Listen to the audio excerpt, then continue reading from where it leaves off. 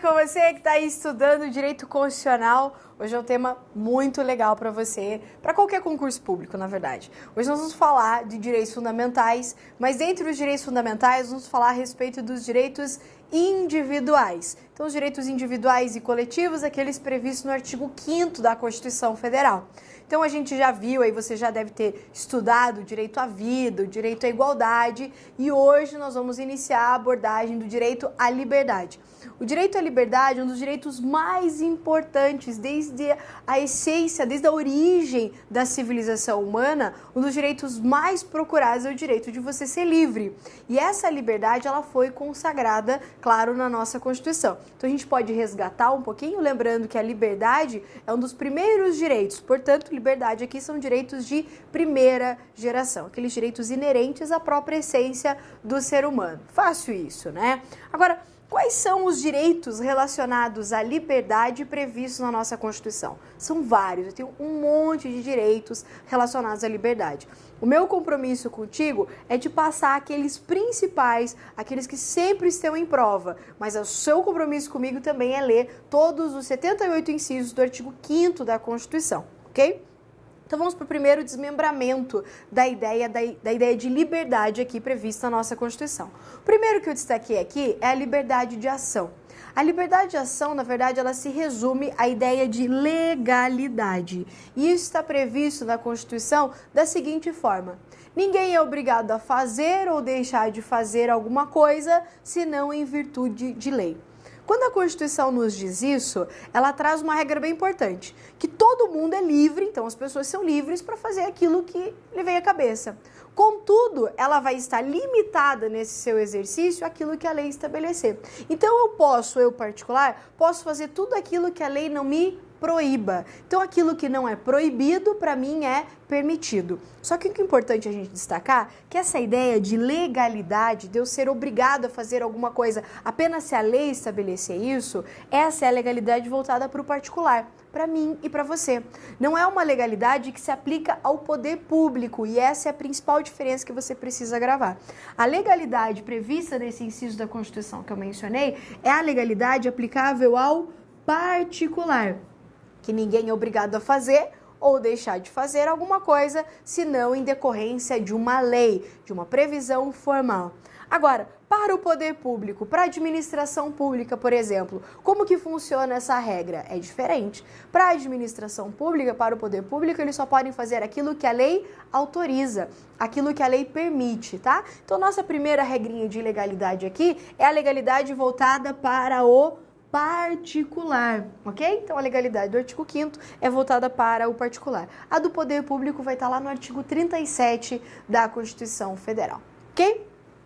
Vamos para o nosso segundo direito relacionado à liberdade, que é a liberdade de manifestação do pensamento. E aqui nós temos várias coisas legais. Eu quero que você acompanhe comigo no seu material. Nós vamos fazer assim, a gente vai ler o artigo e eu vou comentar com as principais coisas. Vamos lá comigo. No primeiro artigo que menciona a respeito da liberdade de manifestação do pensamento. É o artigo 5º, como eu coloquei aqui, o inciso 4º. O que diz a Constituição? É livre a manifestação do pensamento, sendo vedado o anonimato. Então, a primeira coisa que a gente destaca dentro da ideia de liberdade de manifestação do pensamento é a vedação do anonimato. Você quer falar alguma coisa? Você quer manifestar aquilo que você pensa, aquilo que você está sentindo? A Constituição diz, ok, você pode.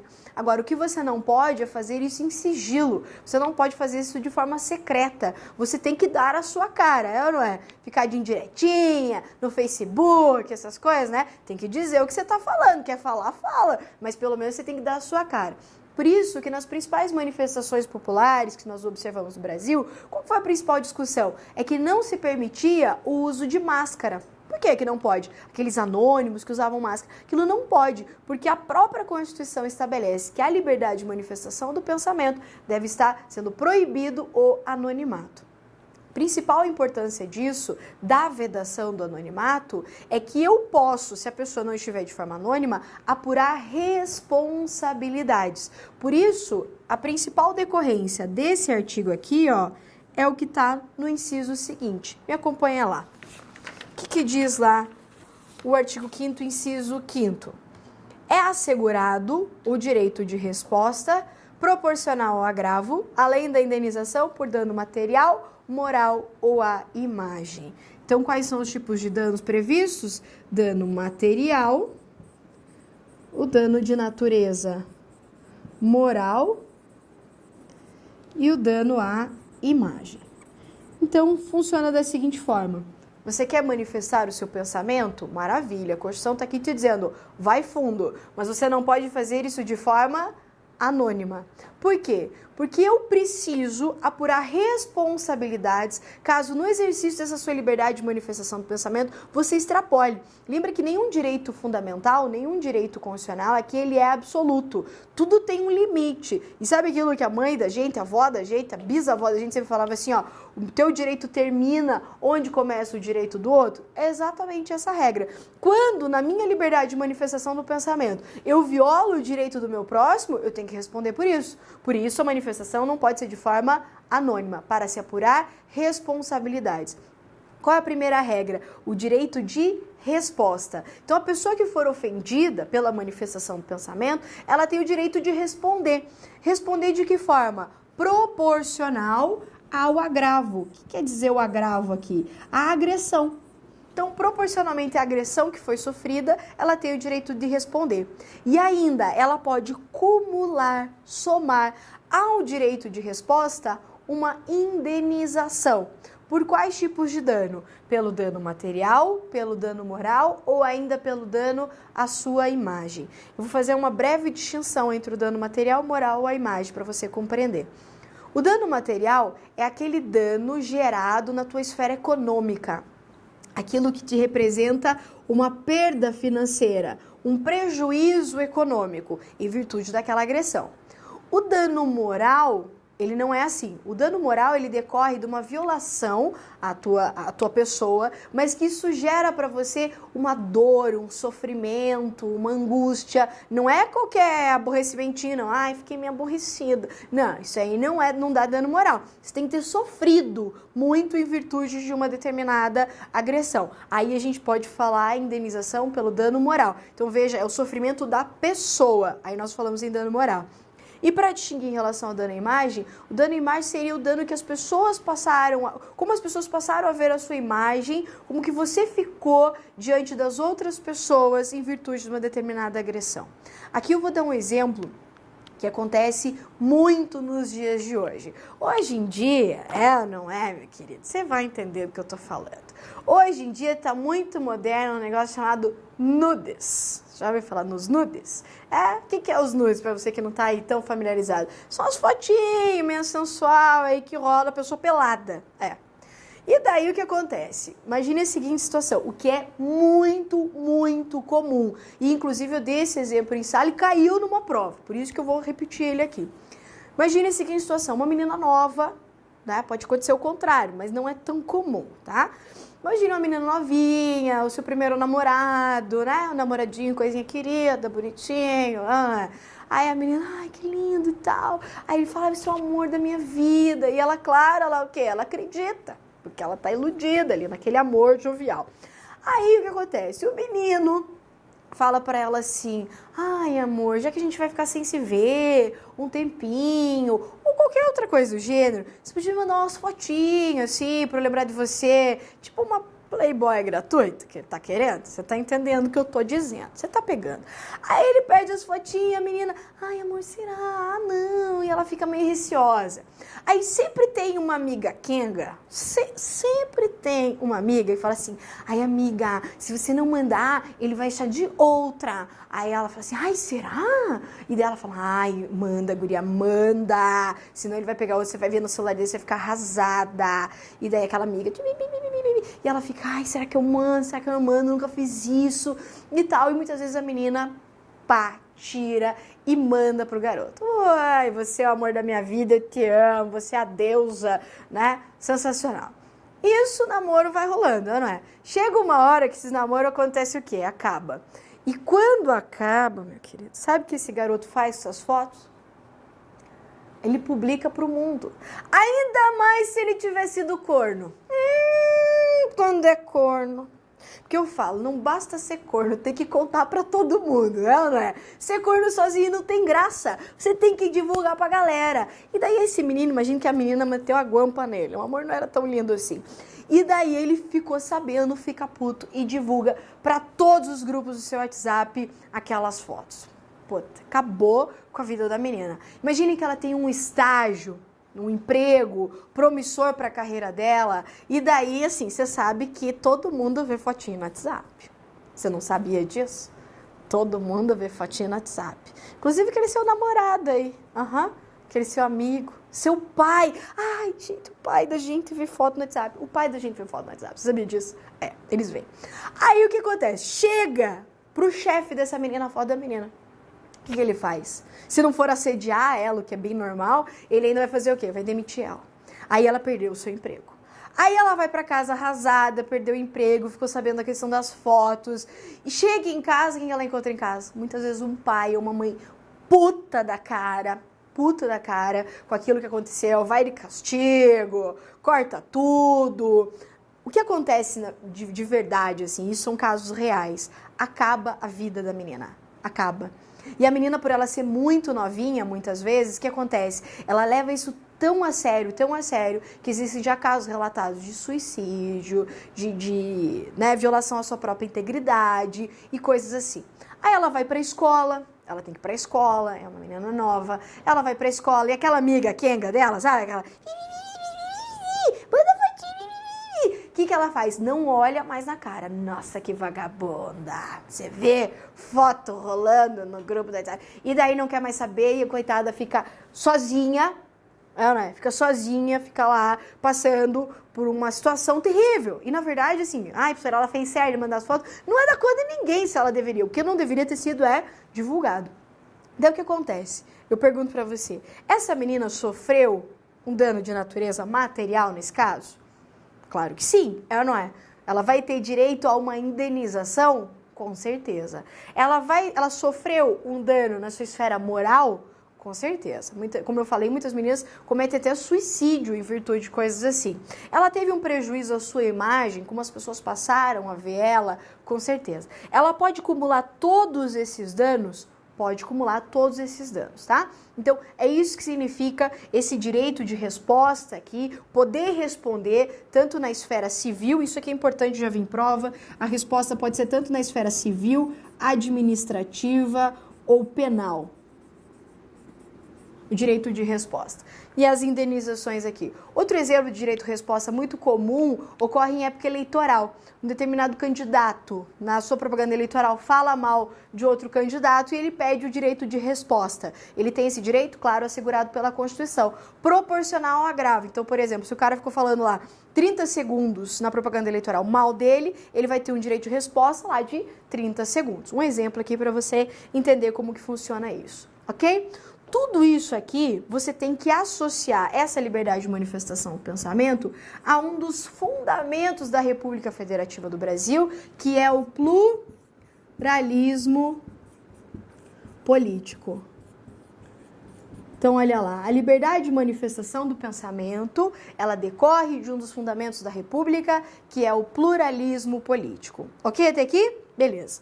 Vamos observar mais algumas coisas a respeito desse direito que está super moderno, está em todas as questões aí dos últimos anos, que são as interpretações do STF a respeito dessa manifestação do pensamento. A primeira questão que eu coloquei aqui é a questão da denúncia anônima. A denúncia anônima, o Disque Denúncia, que deve ter aí na sua cidade com certeza. O Disque Denúncia, você vê um crime, você pode denunciar para a polícia de forma anônima. Tá, mas isso não violaria, então, o que você falou, professora, da vedação do anonimato? Isso chegou até o STF. E o STF se pronunciou dizendo que não viola aqui a Constituição, porque essa denúncia não permite, por exemplo, que a polícia prenda alguém, ou que se instaure um processo imediatamente contra a pessoa. O que a denúncia anônima vai gerar é o quê? Ela vai gerar que a polícia proceda o início de uma investigação. Então, falou, meu vizinho tá, ou sei lá, prática de pedofilia, que tá muito também comentado, aqui na minha vizinhança. Você liga para a polícia, não se identifica, E a polícia vai verificar. Ela não pode sair prendendo, abrindo inquérito, essas coisas. Ela vai colher e vai verificar isso em loco, tá? Então é apenas para facilitar o processo ali de comunicação do crime, tá? Mas isso, então, portanto, de acordo com o STF, não viola a Constituição.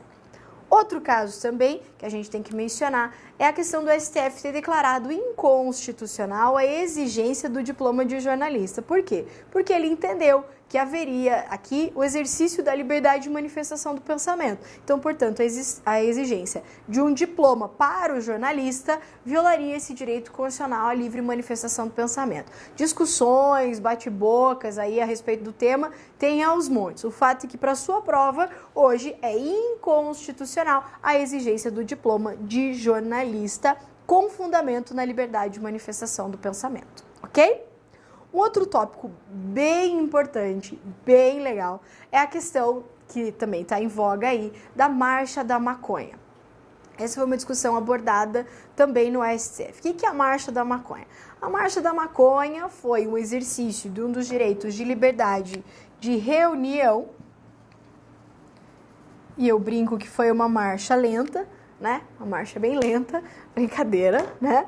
O que foi a Marcha da Maconha? Pessoas que entendem que deve ser descriminalizada a prática do uso da droga maconha foram às ruas em busca, manifestando o seu pensamento, a sua opinião, pedindo pela descriminalização do uso dessa droga.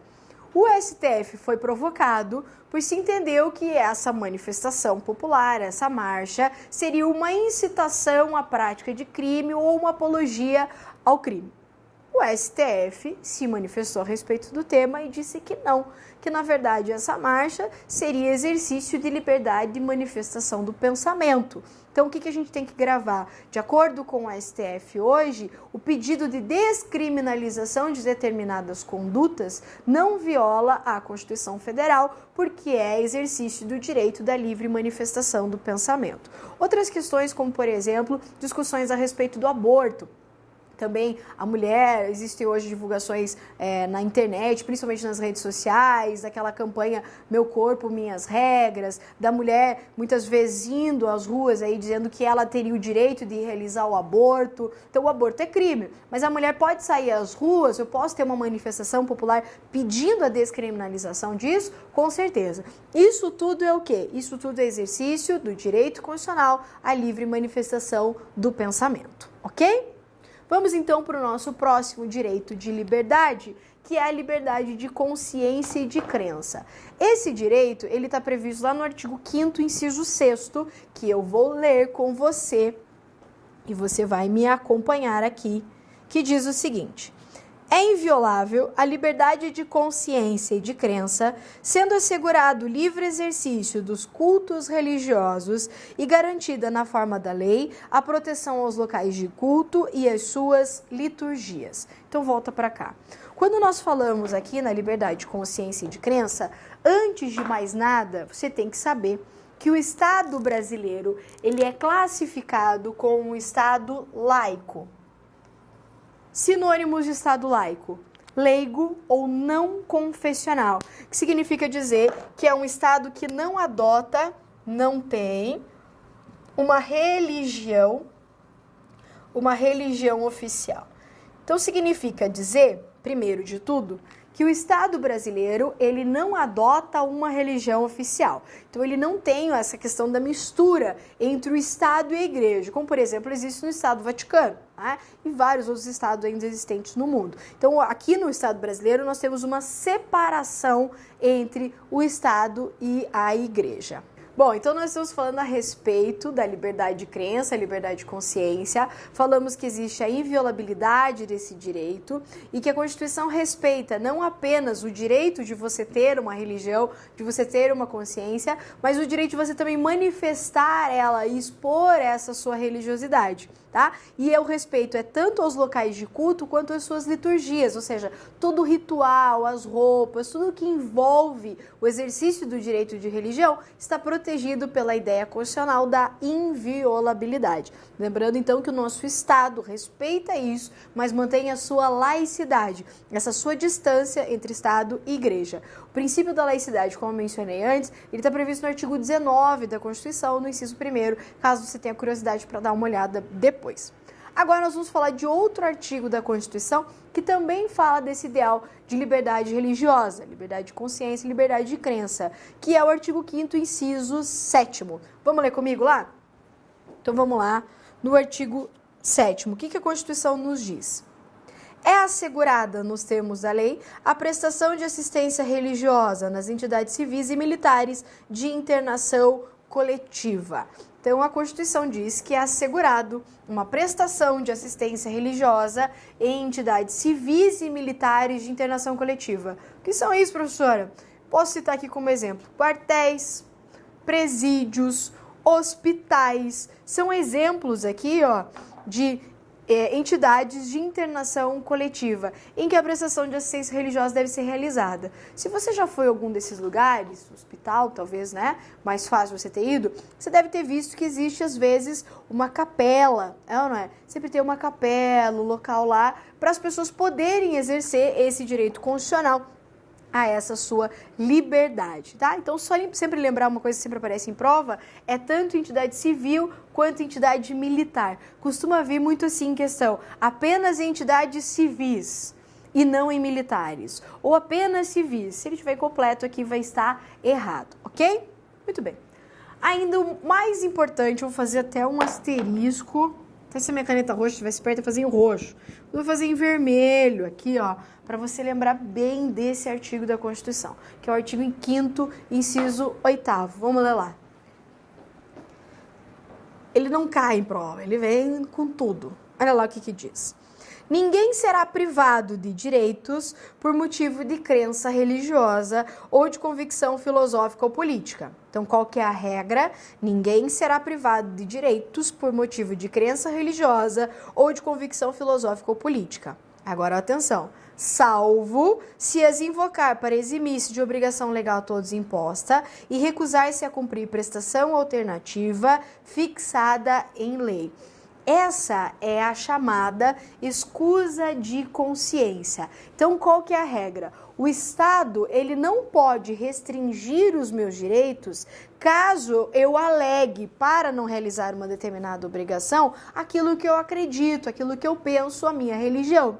Agora, se eu alegar a minha consciência, a minha religião, para me recusar a cumprir uma obrigação que é a todos imposta, o Estado deverá me assegurar a realização de uma prestação alternativa. Caso eu não cumpra essa prestação alternativa, o Estado poderá sim restringir os meus direitos. Então, olha só. O Estado, ele só poderá restringir os meus direitos em virtude de convicção política, filosófica ou científica aqui, em virtude do quê? Caso eu me recuse a cumprir uma obrigação a todos imposta e ainda me recuse a cumprir a prestação alternativa. Então, olha só. Se eu estiver invocando a minha convicção para descumprir uma obrigação que é de todos, o Estado vai me fornecer o quê? Uma prestação alternativa. Caso eu não realize a prestação alternativa, daí autoriza o Estado a decretar a perda dos meus direitos, não perdas, de direitos, nós chamamos de direitos políticos. Então, os direitos que serão restritos na hipótese da escusa de consciência serão os direitos políticos. E isso é uma hipótese de perda desses direitos. Não vai confundir perda com cassação. Tanto a perda quanto a suspensão eu consigo recuperar, ok? Então, olha só, um exemplo para você fixar. Nós temos o serviço militar obrigatório, não temos? Temos também o serviço de mesário, que é obrigatório. Nós vamos pensar no serviço militar obrigatório, que é mais comum. O menino lá, ao completar 18 anos, ele deve servir o exército. Agora, imagine que ele tem uma convicção filosófica, política, de que ele não encosta em arma. É uma convicção dele? Ele pode ter essa convicção? Ele pode. Nesse caso, ele vai se recusar a cumprir uma obrigação que a todos imposta. Nesse caso, o Estado deve assegurar a esse jovem lá uma prestação alternativa. E só caso ele se recuse a cumprir a prestação alternativa é que o Estado poderá restringir os seus direitos. Se ele cumprir a prestação alternativa, não há possibilidade de restrição. Ok? Então, existe a possibilidade, questão que sempre vem, existe a possibilidade de restrição de direitos em virtude da escusa de consciência? Existe, desde que eu não cumpra a prestação alternativa. Você entendeu? Isso aqui vem de diversas formas, vamos ver nos exercícios como que isso pode aparecer. Mas isso vem de um monte de forma e você tem que entender. O Estado, ele me diz, é livre a manifestação, é livre a tua consciência. Por isso, eu não posso restringir teus direitos em virtude das suas convicções. Mas, quando for uma obrigação para todo mundo, aí a história muda. Aí, nesse caso, você vai ter que cumprir a prestação alternativa, que se você não fizer isso, aí eu vou restringir os seus direitos. Ok? Muito bem. Vamos falar de mais algumas coisas importantes aqui que estão na jurisprudência a respeito de símbolos religiosos e feriados religiosos. Ai, professora, não fale dos feriados religiosos. Eu estou mencionando isso aqui porque nós sabemos que o Estado é laico, você já sabe disso. O Estado não adota uma religião oficial. Pois é, professora, você sabe que você falou isso e me deu uma coisa na cabeça. Esses dias eu fui no fórum e eu vi lá que tinha um crucifixo atrás do juiz lá. Pera lá, o Estado não é laico? Essas discussões chegaram até o STF. E o STF, diferente, por exemplo, do Estado do Rio Grande do Sul, que decretou a retirada de todos os símbolos religiosos das suas repartições públicas, o STF entendeu que os símbolos religiosos, assim como os feriados religiosos, eles são exemplos, são menções à cultura brasileira. Então, são símbolos culturais. Não é a interpretação que a maior parte da doutrina faz a respeito disso.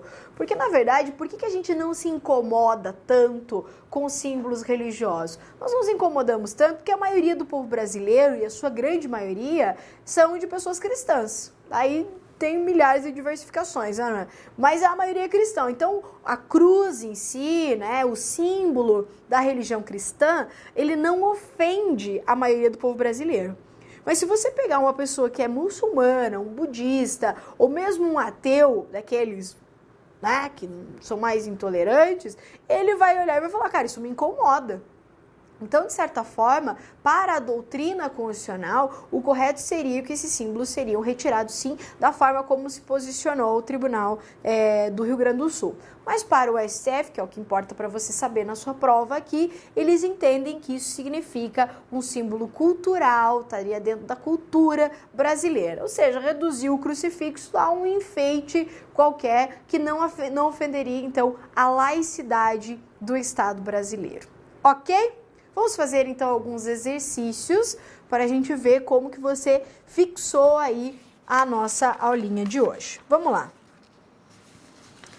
A primeira questão, bem fácil. Olha lá. Só a lei pode obrigar a pessoa a fazer ou deixar de fazer alguma coisa. Certo ou errado? Certíssimo, não é? Primeiro direito que nós vimos na aula de hoje, que é a legalidade para o particular. Então, ninguém é obrigado a fazer ou deixar de fazer alguma coisa, senão em virtude de lei, o que significa que só a lei pode obrigar a isso. Ok. A próxima questão. A liberdade de manifestação de pensamento pode ser exercida de modo anônimo, se assim o preferir o indivíduo. Pode ser de forma anônima? Não, a gente viu que a Constituição veda o anonimato de forma expressa. Olha essa questão que boa, essa próxima.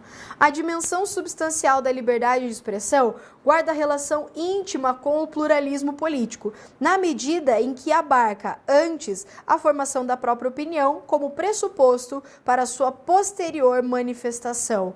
É ou não é correta essa questão? Certíssima. Certíssima questão, coisa querida. Questão interpretação, questão que foge da decoreba. Aleluia, glória a Deus. É ou não é? Questão boa essa aqui. Por quê? para a gente poder falar em liberdade de manifestação do pensamento, primeiro eu preciso ter a minha ideia, que é o que o pluralismo político respeita, a diversidade de ideias. Então, primeiro eu tenho o pluralismo político, que é a criação, como ele fala ali, antes da formação da própria opinião, para depois eu manifestar ela através da liberdade de manifestação do pensamento. Então, questão muito boa, questão bem inteligente, questão correta. A próxima. A defesa em espaços públicos da legalização das drogas foi considerada pelo STF como manifestação compatível com o direito à liberdade de pensamento. Certo ou errada? Certíssima, falamos isso da questão da marcha da maconha, lembra? Então, a defesa da legalização de drogas foi considerada pelo STF como uma manifestação que está de acordo com a liberdade de manifestação do pensamento, por isso correta. A próxima. De acordo com a Constituição Federal e com base no direito à escusa de consciência, o indivíduo pode se recusar a praticar atos que conflituem com suas convicções religiosas, políticas ou filosóficas, sem que essa recusa implique restrições a esses direitos. Certa? É ou não é? Ele pode invocar isso, né? A questão ela poderia estar mais completa, né? Mas ele pode invocar sem que essa recusa implique, né, no prejuízo dos seus direitos. Certíssima questão, então. Vamos para a próxima. No Brasil, está garantida a liberdade do exercício de culto religioso, uma vez que é inviolável a liberdade de consciência e de crença. Questão até meio tonta, né? É, não é? Certíssima questão, é o que diz o texto da Constituição, falamos isso 1 zilhão de vezes na aula de hoje, ok? É isso que nós tínhamos para hoje, espero que você tenha gostado, um super beijo e até a próxima.